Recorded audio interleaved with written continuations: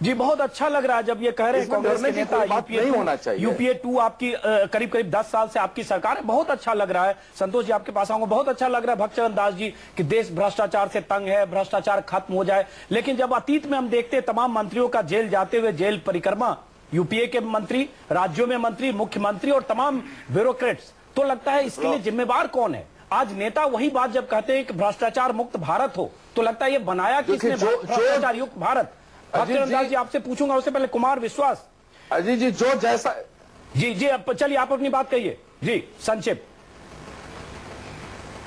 जो जैसा काम करेगा वो ऐसा अग्नि उसको भरना पड़ेगा, जो जैसा काम करेगा उसे जेल जाना पड़ेगा। लेकिन मुश्किल यह है कि अब तक जो जैसा काम करके 20 साल बाद चारा घोटाले में मामला फैसला आता है, 25-30 साल तक कोर्ट में पेंडिंग रहता है, नेता चुनाव लड़ते हैं और उसके बाद उनका कुछ नहीं बिगड़ता। कुमार विश्वास, डर क्या है आपको? अगर हम माने कि लोकपाल पास हो गया, देश में अब तक ऐसी व्यवस्था नहीं थी, अगर इस व्यवस्था से साल 2 साल में ऐसे लोग पकड़े जाए, चाहे अलग अलग जगह पे जो करप्ट लोग हैं, तो एक अच्छी शुरुआत है।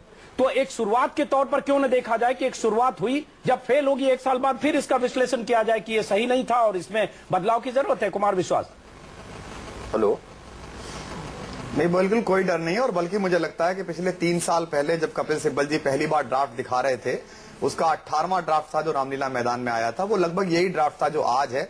इससे काफी अच्छा था वो ड्राफ्ट, उसे ही पास हो जाना चाहिए था। और पूरे देश से हम सब सामाजिक आंदोलन कर्मियों को जो तिरंगा लेकर वहां लहराते थे, जिन्होंने 19,000 जगहों पर प्रदर्शन किए पूरी दुनिया में, उन्हें माफी मांगनी चाहिए कि हमने 2 साल इस देश को हलकान रखा। हमने सरकार से कहा नहीं, जो 3 बातें आपने कही है वो तो आपको देनी ही पड़ेगी। लेकिन अब जब ये कहा जा रहा है कि 40% का बिल मिला है, अजीत जी मैं बार बार आपके दर्शकों से कहना चाह रहा हूं, 19-20 हजार जगहों पर माएं बहनें बच्चे मोमबत्ती लेकर निकले थे। 4 दिन से इस पर बहस हो रही है कि इसमें क्या क्या है और क्या नहीं है। मुझे पूरे भारत का एक दृश्य दिखा दीजिए जहां सड़क पर एक आदमी खुशी से बाहर निकला हो कि हमारी लड़ाई 45 साल की पूरी। नहीं, वो तो अन्ना आंदोलन था, वो अन्ना हजारे ने उस ढंग से आंदोलन किया, वो एक मौका था, वो एक वक्त था। पूज्य अन्ना हजारे जी पर आज वही अन्ना हजारे कर रहे हैं। कुमार विश्वास, कितना ही अन्ना हजारे मान रहे हैं कि ये सही है, शुक्रिया अदा कर रहे हैं। कहा मैं 40% तक ले आया, हम उनका आदर कर रहे हैं। अजीत जी, मेरे पिताजी ने कहा मैं मकान 1 मंजिल बना सकता था, तुम 4 बेटे कामयाब हो गए, दूसरी मंजिल डाल लो, तो हमने 3 मंजिल का बना लिया। अन्ना हजारे जी ने कहा मैं 40% पे सहमत हूं, 40% तक ले आया, वो वाला नहीं है ये, अब आगे तुम्हें ले जाना है तो ले जाओ। चलिए देखते हैं संतोष भाटिया भी अन्ना हजारे के साथ हमारी सरकार आई तो हम चौकस बना के दिखाएंगे। कुमार विश्वास के आम आदमी पार्टी के नेता रिएक्ट कर रहे हैं, तो ऐसा लग रहा है कि जैसा इशारों में कहा भी गया कि आपने भी समझा बुझाकर अन्ना को कन्विंस कर दिया, और आपका नाम लेकर कहा अरविंद केजरीवाल ने कि कुछ लोग बीच के बिचौलिए टाइप के लोग या ऐसे लोग एजेंट थे, उन्होंने कन्विंस कर दिया और अन्ना हजारे समझ नहीं पाए और उन्होंने इस लोकपाल को अपनी सहमति दे दी, आज अनशन भी तोड़ दिया। संतोष भाटिया जी। उनके 2 और मित्र हैं जिनमें एक तो सामने बैठे हैं और एक मनीष जी। इन लोगों ने तो और भी अच्छी भाषा में मेरा सम्मान किया, लेकिन ये मित्र रहे हैं। मित्र पत्थर नहीं मारेगा तो कौन मारेगा। पर मैं भक्तचरण दास जी से एक बात कहना चाहता हूं। भक्त, आप कांग्रेसी भक्तचरण दास नहीं बोल रहे हैं, आप जो जेपी के साथ थे वो भक्तचरण दास बोल रहे हैं। कांग्रेस को ये समझाने की कोशिश कीजिए कि कोयला घोटाला, 2G घोटाला, जितने घोटालों की जांच अभी चल रही है, वो जन लोकपाल बनने के बाद, ये लोकपाल कानून पास हो गया है, राष्ट्रपति जी का दस्तखत होने के बाद इस लोकपाल को वो सारी जांच सौंप दें।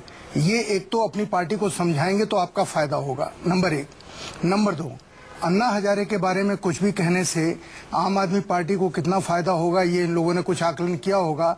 इसलिए अन्ना के ऊपर चाहे चाशनी में भिगो करके या बिना चाशनी में भिगोए हुए पत्थर मार रहे हैं, मारिए, कोई फर्क नहीं पड़ता है। जब अन्ना को इससे कोई फर्क नहीं पड़ता, अन्ना को श्रेय नहीं लेना है। अन्ना हजारे और पॉलिटिकल सिस्टम के बीच एक फिक्सिंग थी क्या संतोष जी, कि दिल्ली में आम आदमी पार्टी के नतीजे उसके पक्ष में आए और उसके बाद जितनी तेजी से इस बार चीजें हुई, संसद में, लोकसभा में सिर्फ 1.5 घंटे में आज सब कुछ हो गया, जैसे कि सब कुछ तैयार, पूरा स्टेज तैयार था कि पेश होगा और पास होगा। तो इतना कुछ सेट था और अन्ना हजारे से एकदम नेटवर्क थे, बीच में आप भी शायद मध्यस्थता कर रहे थे सरकार और अन्ना हजारे के बीच, कि सब कुछ बहुत फास्ट ट्रैक पर हो गया। आप आधा बता रहे हैं। कहा यह जा रहा है कि मैंने बीजेपी को और कांग्रेस दोनों को अन्ना के साथ खड़ा कर दिया। एनीवे, अगर आप मुझसे पूछ रहे हैं, अन्ना के और किसी के बीच में ना कोई डील थी ना कोई फिक्सिंग थी। अन्ना हजारे को जो लोग जानते हैं, 45 साल की लड़ाई के बाद एक नाम बना है अन्ना हजारे। 3 साल की लड़ाई के बाद अन्ना हजारे नहीं बना है। अन्ना हजारे 45 साल की लड़ाई के बाद और हर संघर्ष में वो निखर करके सूरज की तरह सामने आए हैं।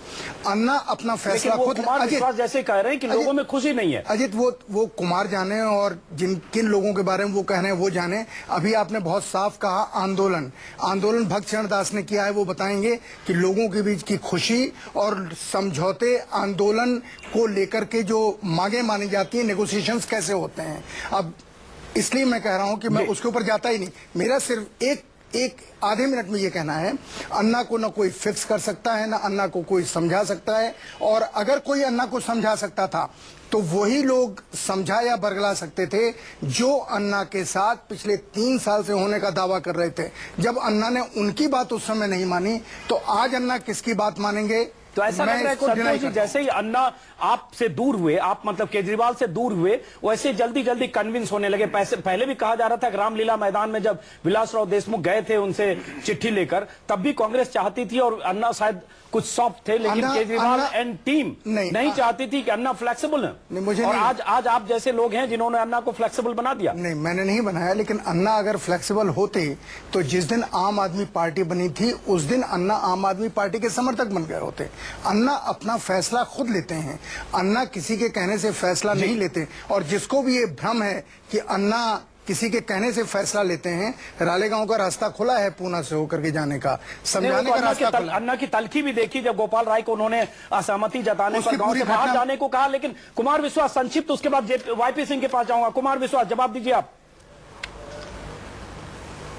एक छोटी सी टिप्पणी अजीत जी मुझे केवल ये करनी है कि जब भारत कॉमनवेल्थ और ओलंपिक और एशियाड में हॉकी में जीतता था और अचानक हारना शुरू हुआ तो विशेषज्ञों को समझ में नहीं आया। वो सोचते थे कि गोली को आगे कर दो, सेंटर फॉरवर्ड को पीछे कर दो, राहुल जी को इधर ले आओ, शायद जीत जाएंगे। लेकिन समस्या ये कि घास के मैदान से एस्ट्रो टर्फ पर चली गई हॉकी। तो हिंदुस्तान की जो राजनीति है वो घास के मैदान से एस्ट्रो टर्फ पर चली गई है। लेकिन राजनेता और उनकी राजनीति की दुकान जमाने वाले जो चारों तरफ लोग हैं वो यही समझते हैं कि इश्यू को इस तरह उछाल कर डायल्यूट करके खत्म करके आंदोलन न अन्ना हजारे का है, न अरविंद केजरीवाल का है, न किरण बेदी का है, न कुमार विश्वास का है। देश में व्याप्त भयानक भ्रष्टाचार के खिलाफ आगे खड़े हुए हर आदमी का है। पूज्य अन्ना हजारे जी ने कहा मैं यहां तक लाया हूं, सही है, अब तुम ऐसे आगे सही आपने कहा हर आदमी का है। हर आदमी का मतलब फिर कुमार विश्वास सिर्फ आम आदमी पार्टी भी नहीं होता। कुमार विश्वास, मैं भी 100% वोटर दिल्ली में अगर है, आपको 28% वोट मिले, इसका मतलब बाकी जो वोट मिले वो आपको नहीं मिले। इसका मतलब आपसे असहमत भी बहुत बड़ी जमात है, उसको भी आदमी आम आदमी पार्टी मामूली आदमी ही मानना पड़ेगा, उसको भी आम आदमी मानना चाहिए। उनकी सहमतियों की भी कद्र होनी चाहिए, उन पर भी जनमत होना चाहिए। कुमार विश्वास कांग्रेस की तरह जी 10% वोट लाके पूरे देश का भाग्य विधाता मानूं। मैं मानता हूं कि बहुत लोग असहमत हैं। अगर हमको 28 मिली है, पूरी नहीं मिली, तो मैं मानता हूं कि देश दिल्ली में बहुत सारे लोग असहमत हैं, या उन्हें पता नहीं चला, या वो चैनल्स की 6 की रेटिंग पे टिके रहे कि 6 सीटें मिलेंगी, या वो अपील पे टिके रहे कि इनको वोट। चलिए, हमने तो आपको 31 सीट दी, हम पर खुश होइए, हमने 31 सीट दी, आपको 28 मिली। कुमार विश्वास, लेकिन चलिए नहीं है, सीटों का विश्लेषण हम नहीं करें। वाईपी सिंह, कुमार विश्वास आपके पास आऊंगा। वाईपी सिंह, एक सवाल यह उठता है, जब तक पूरे सिस्टम को ठीक नहीं किया जाएगा, खैरनार यही सवाल आपसे भी जीआर खैरनार पूछूंगा, तब तक कहां से लोकपाल आएगा? लोकपाल की जो कमेटी में 8 लोग आएंगे, आपके यहां सीबीआई है, प्रिवेंशन ऑफ करप्शन एक्ट है, तमाम तरह के कानूनी चीजें। आज जस्टिस गांगुली बड़े बड़े जिन्होंने फैसले दिए उन पर जैसे आरोप लग रहे हैं, हम देख रहे हैं, और कुर्सी पकड़कर ऐसे बैठे कि कुर्सी और फेविकॉल से उनका लग रहा है जन्म जन्म का रिश्ता हो। जस्टिस गांगुली, कहां से लोग आएंगे जब तक पूरा सिस्टम नहीं बदलेगा? और चयन प्रक्रिया से लेकर तमाम सवाल कल को खड़े होंगे कि एक नई ऐसी बॉडी बनी, उसकी प्रक्रिया में तमाम ऐसी चीजें होगी जिससे लगेगा कि भ्रष्टाचार की लड़ाई हमने लोकपाल तक जाकर खत्म की, लेकिन दरअसल वहां भी कई पेच है, या हो सकता है। वाईपी सिंह साहब, देखिए, सिस्टम है, सिस्टम काम नहीं कर रहा है, सिर्फ काम कराने वाला आदमी जो है लोकपाल होगा। अब जैसे आज की परिस्थिति में कितने लैंड घोटाले हैं, बड़े बड़े केसेस आगे नहीं बढ़ रहे, दबे हुए हैं। उदाहरण के तौर पे आज यदि हमने केजरीवाल के खिलाफ कंप्लेन की कि वो 8 साल इनकम टैक्स में थे और अनऑथराइज्ड डोनेशंस लेते थे, जबकि कॉन्ट्रैक्ट रूल में कहता है कि 500 रुपए से ज्यादा आप डोनेशन नहीं ले सकते बिना गवर्नमेंट की परमिशन के। ये चीज अगर आज हम कहेंगे केजरीवाल से बाहर आ जाओ, एक्शन नहीं लेगी, जमा कराना पड़ जाएगा परिवार वालों को। यही चीज लोकपाल देश के सबसे बड़े भ्रष्टाचारी केजरीवाल ही है। कुंठित होने, मैं सिर्फ उदाहरण दे रहा हूं, मैं एक आम आदमी को समझाने वाली बात कर रहा हूं। आप आम आदमी है ना, तो आम आदमी को समझा रहा हूं। बहुत अच्छा, आप देखिए, आम आदमी को समझा रहा हूं कि कैसे समझे कि केजरीवाल को लोकपाल आ जाए तो उनके मुकदमा दर्ज कर देगा। उसी के कारण है, 8 साल केजरीवाल के कारण भ्रष्टाचार है। मैं आपसे सहमत हूँ। आपने रिजाइन कब किया? मैं आपसे सहमत हूँ। देखिए आप इस देश में सारा भ्रष्टाचार केजरीवाल के कारण है। उदाहरण है सिर्फ, जैसे कि मैं बता रहा हूँ, इस देश में सारा भ्रष्टाचार अरविंद केजरीवाल की वजह से। मैं आपसे सहमत हूँ। चलिए दोनों लोगों को रोक रहा हूं। वाईपी सिंह साहब, हम मुद्दे पर आते हैं। चलिए आपने जो बातें कही उसका जवाब कुमार विश्वास देंगे, और आप दोनों का कुछ पुराना याराना भी लगता है। वाईपी सिंह साहब, हम एक बार वाईपी सिंह साहब एक बार जीआर खैरनार आपके पास आते हैं। खैरनार साहब, आपने भी करप्शन के खिलाफ, बिल्डर के खिलाफ तमाम चीजें शुरू की थी अपने जमाने में मुंबई में। क्या हुआ? ट्रांसफर क्या हुआ? सजा मिलती है। ऐसे अफसर दुनिया भर के एग्जाम्पल हमारे सामने हैं। लोकपाल भी, क्या आपको लगता है उम्मीद की किरण इतना मान लें कि लोकपाल आएगा जो 65 साल से जो हमारे पॉलिटिकल सिस्टम में, ब्यूरोक्रेटिक सिस्टम में डाउन द लाइन करप्शन है, उसको खत्म 40, 50, 60% कर देगा? इतनी उम्मीद पाल लें अगले साल 2 साल में, या यहां भी गुंजाइश है इस सिस्टम में भी, इस लोकपाल सिस्टम में भी तमाम ऐसी खामियों की? खैरनार साहब, जैसे किसी सज्जन ने कहा है कि पूरी व्यवस्था में भ्रष्टाचार फैला हुआ है, फिर भी जो भ्रष्टाचारी लोग हैं उनको भी लगता है कि भ्रष्टाचार कब हो और नेस्तनाबूद हो। तो हमारे पार्लियामेंट्री ने कुछ भी टाइम समय का बात अलग है, लेकिन उन्होंने अपने कॉन्शियस से एक बिल लाया है, और मैं उनका अभिनंदन करना चाहूंगा कि उन्होंने एक अच्छा बिल की शुरुआत की है।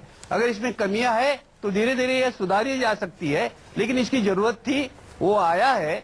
अभी अगर आज जैसे बीजेपी और ये बाकी कांग्रेस वगैरह पक्ष इकट्ठा आए, देश के लिए एक अच्छा बिल लाया, मैं उनको आग्रह करूंगा कि इसके आगे भी अगर इकट्ठा आकर काम करते हैं तो ये देश बहुत आगे बढ़त कर सकता है। वो भ्रष्टाचार वगैरह सब बाजू में पड़ जाएगा, वो कोई महत्व का नहीं रहेगा। बहुत आम बात कुमार विश्वास आपके पास आता है, लेकिन एक सवाल ये उठता है, जब कोई संवैधानिक संस्था, चाहे सीएजी हो चाहे इलेक्शन कमीशन हो, जब सख्त फैसले करती है तो जिस पॉलिटिकल पार्टी को वो फैसला सूट नहीं करता वो उसकी क्रेडिबिलिटी पर सवाल उठाती है। हमने विनोद राय के मामले में भी देखा, टीएन शेषन के मामले में भी देखा, नवीन चावला के मामले में देखा, कई ऐसे मामले।